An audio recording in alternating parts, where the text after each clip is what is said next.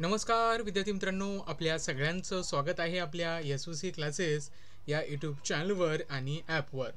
विद्यार्थी मित्रांनो, इयत्ता 5वी scholarship Marathi medium, semi English medium आणि इंग्लिश मीडियमसाठी आपल्या ॲपवर क्लासेस सुरू असतात.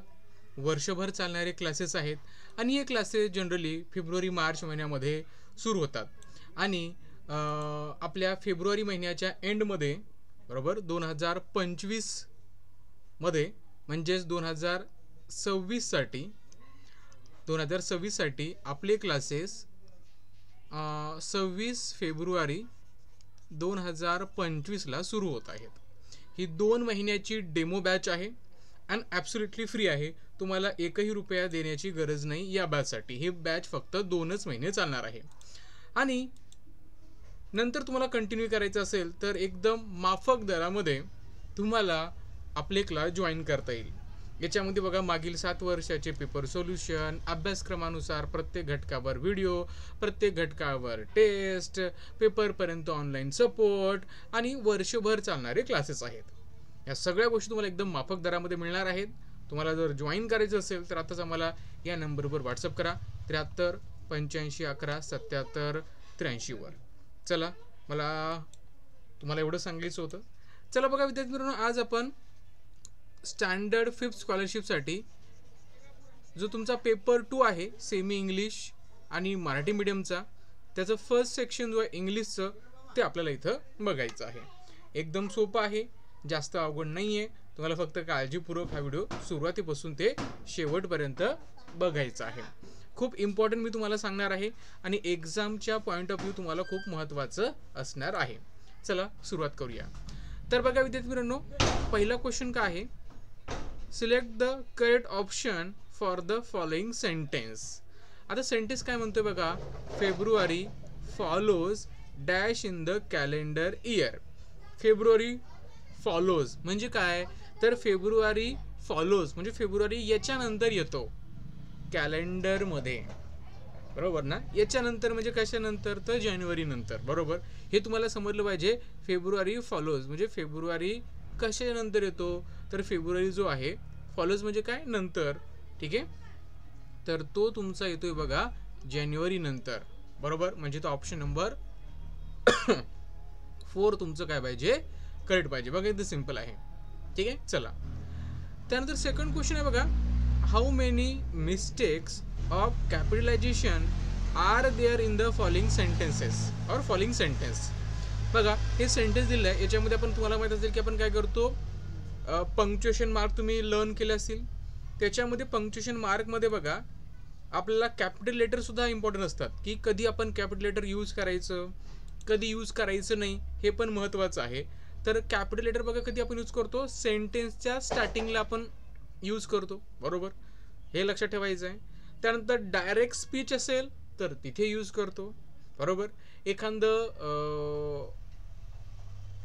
प्रॉपर नाऊन असेल तेव्हा सुद्धा आपण यूज करतो. ठीक आहे, आय असेल, सिंपल आय, बरोबर, तेव्हा सुद्धा आपण यूज करतो. त्यानंतर बघा गॉड आहे, त्याचा जी सुद्धा आपण कॅपिटल यूज करतो, बरोबर.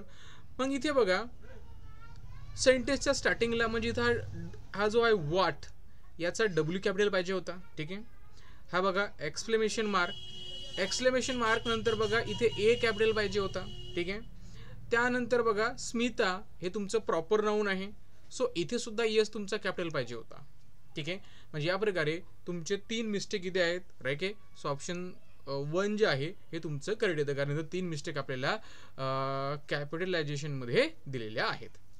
ठीक आहे, चला आपण जाऊया नेक्स्ट क्वेश्चनकडे, क्वेश्चन नंबर 3 कडे. क्वेश्चन नंबर 3 काय सांगते बघा आपल्याला, चूज दी करेक्ट अल्टरनेटिव्स. म्हणजे बघा तुम्हाला cardinal number and ordinal number असतं, बरोबर. ऑर्डिनल नंबर म्हणजे काय, त्याच्यावर आपल्याला ऑर्डर समजते, first, second, third, fourth, fifth. Cardinal number म्हणजे काय, त्याच्यावर आपल्याला फक्त नंबर समजतो, 20, 30 etcetera. Okay, so my number is 20 in the row. त्यांचा नंबर जो 20 आहे, so I am dash in the row. मग रो मध्ये ते किती आहेत, ओके. म्हणजे आपण म्हणतो ना फर्स्ट, सेकंड, थर्ड, फोर्थ, असं, याला म्हणतात ऑर्डिनल नंबर. ठीक आहे. तर त्याच्यामध्ये बघा ते आहेत 20 आहे, तर आपण काय करतो असं लिहितो 20th. ओके, मग याची स्पेलिंग काय असते 20th ची, तर ही आहे ऑप्शन 3 मध्ये. सो ऑप्शन 3 काय येतं तुमचं करेक्ट येतं. तर बघा इथे फक्त 20 आहे, इनकरेक्ट होतं. 20th नाही तर 20th असतं. ओके, 20th नाही. 21st हे पण नाही आहे, 21st असेल का, 21st मीन्स 21 होतं. ओके, चला move to the next question. त्यानंतर बघा select the correct alternatives to complete the following sentences or sentence आहे, सेंटेन्सेस नाही आहे, सेंटेन्स फक्त. ही ब्लिंक्स हिज, आपण काय ब्लिंक करतो रे, टोज करतो का, नोज करतो का, इयर करतो का, नाही आईज, आपण आपले आईज काय करतोय ब्लिंक करतो. ठीक आहे. त्यानंतर बघा identify the shapes given in the picture, choose the correct option. हा कुठला शेप आहे रे, बघा कोन शेप आहे, स्पेअर आहे का, स्पेअर म्हणजे बॉल जो असतो तो स्पेअर शेपमध्ये आहे. क्यूब म्हणजे एखादा बॉक्स सारखा, ट्रँगल तुम्हाला माहित आहे, हा तुमचा कोन शेप आहे. सो ऑप्शन 1 काय येतं तुमचं करेक्ट येतं. या सगळ्या गोष्टी इन डिटेलमध्ये तुम्हाला मी एक्सप्लेन करणार आहे, मॅथमॅटिक्सचं पण एक्सप्लेन करणार आहे. फक्त तुमच्या सगळ्यांना काय करायचं आहे, आपली बॅच जॉईन करायची आहे बघा, किंवा या नंबरवर आम्हाला व्हॉट्सअप करा, नक्कीच तुम्हाला बॅच जॉईन करता येईल. चला तर सुरुवात करू. आता याच्यामध्ये बघा observe the picture and select the correct alternatives.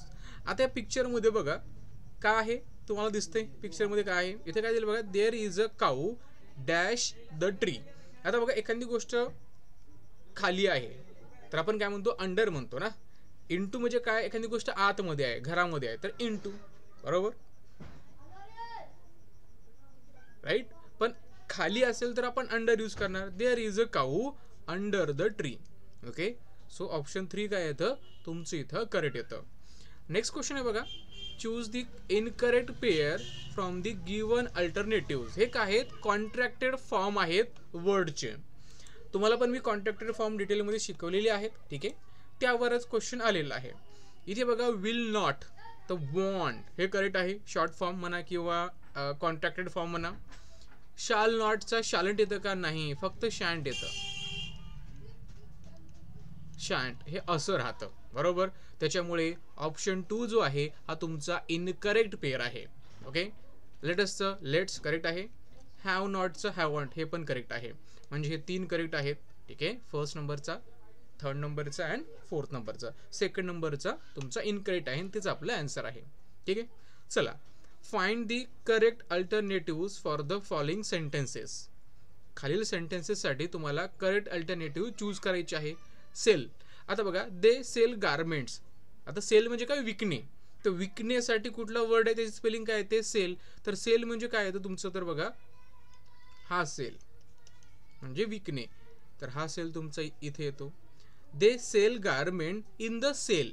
Okay, जे सेल असतं शॉपचं SALE हे असतं, बरोबर. हे सेल नाही.